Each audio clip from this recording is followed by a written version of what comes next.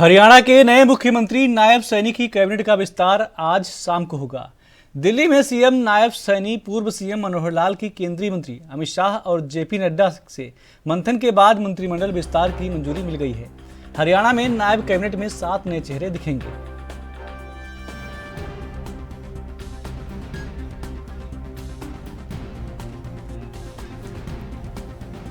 और खबर पर जानकारी के लिए हमारे संवाददाता अंकुर कपूर जुड़ गए हैं। अंकुर जी, जानकारी चाहेंगे, आज नायब सैनी कैबिनेट का विस्तार होने वाला है, क्या कुछ अहम अपडेट है आपके पास? जी बिल्कुल, दिल्ली में जो पार्टी के शीर्ष नेतृत्व से मिले जो स्पष्ट निर्देशों के बाद अब जो हरियाणा के मुख्यमंत्री नायब सिंह सैनी हैं वो मंत्रिमंडल का विस्तार करने के लिए यहां पर राजभवन पहुंच चुके हैं।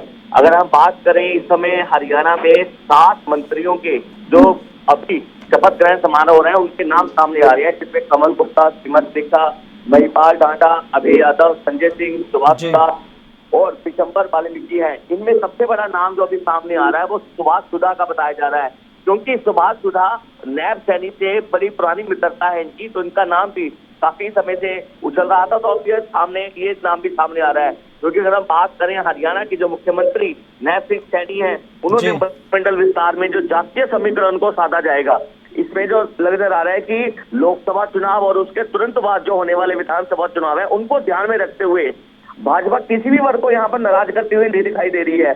क्योंकि अगर हम बात करें दक्षिण, मध्य और उत्तर हरियाणा को, तो मंत्रिमंडल में बराबर की हिस्सेदारी यहाँ पर दी जाएगी।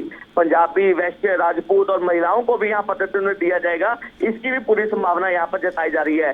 कुछ जो नाम है वो चौंकने वाले सामने आ रहे थे कि कुछ जो नाम है वो नहीं हो सकते हैं, तो उनके अंदर जो अभी सबसे बड़ा नाम जो सामने आ रहा है वो सुभाष सुधा का बताया जा रहा है। तो दूसरी तरफ अगर हम बात करें, यहाँ पर कमल गुप्ता को भी रिपीट किए जाने की संभावना है। तो इन जो नेताओं के अब नाम सामने आ रहे हैं तो इनको मंत्रिमंडल में शामिल किया जा सकता है, क्योंकि मुख्यमंत्री जो सैनी है उनके मंत्रिमंडल में अभी तक जो सूचना मिली है, सूत्रों से भी जानकारी मिली है, डिप्टी सीएम किसी को बनाए जाने की संभावना नहीं है। क्योंकि अगर डिप्टी सीएम किसी को बनाते हैं तो नायब सैनी को भविष्य में मजबूती के साथ जो आगे बढ़ना है, उनके साथ किसी भी विधायक या पूर्व मंत्री को अगर डिप्टी सीएम बना दिया तो उनके फैसलों पर असर पड़ सकता है। जो अभी यहाँ पर सूत्रों से जानकारी मिल रही है तो वो यही है, लेकिन उनके साथ जो मुख्यमंत्री मनोहर लाल खट्टर बिल्कुल उनके साथ खड़े हुए हैं, तो इनको राजनीतिक और सहयोग देने के लिए वो यहाँ साफ नजर आ रहे हैं। तो अभी तक जो स्थिति हो रही है कि इन 7 नेताओं के ऊपर यहाँ पर मंत्रिमंडल में शपथ दिलाई जा सकती है। जी बिल्कुल अंकुर जी, जानकारी यह भी चाहेंगे कि सूत्रों से खबर यह भी आ रही है कि जो अनिल विज थे पूर्व गृह मंत्री, उन पर भी नजरें टिकी हुई हैं, क्या कोई उनको बड़ा पद दिया जा सकता है? बिल्कुल, अभी जो सूत्रों से जानकारी मिली थी कि अगर हम हरियाणा की बात करें तो हरियाणा में जो पंजाबियों का सबसे बड़ा चेहरा है और जो सबसे बड़ा चेहरा गृह मंत्री, जो पूर्व गृह मंत्री अनिल विज है, वो सबसे बड़ा चेहरा यहाँ पर पंजाबियों का सामने आ रहा है। तो दूसरी तरफ जो काफी समय से नाराज भी चल रहे थे गृह मंत्री अनिल विज, तो उनका नाम ये सबसे पहले आगे आ रहा है कि उनको बड़ी जिम्मेदारी दी जा सकती है यहाँ पर।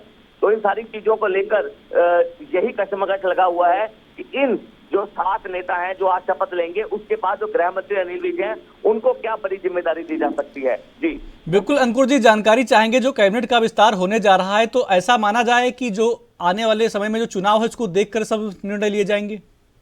जी बिल्कुल, जो अभी सूत्रों से जानकारी मिली है, जो मंत्रिमंडल का विस्तार हो रहा है वो जातीय समीकरण को साथ में जाएगा, क्योंकि लोकसभा चुनाव है, उसके बाद तुरंत ही विधानसभा चुनाव है, तो किसी भी वर्ग को इसमें नाराज नहीं कर सकते हैं। तो इन सारी चीजों को बराबरी में रखते हुए सभी को बराबर की हिस्सेदारी दी जा रही है, जिसमें पंजाबी, वैश्य, राजपूत और महिलाएं हैं, उनको भी पूरी संभावना है कि कोई ना कोई उनको पद दिया जाएगा। जी ठीक है अंकुर कपूर जी, जानकारी साझा करने के लिए आपका बहुत बहुत धन्यवाद।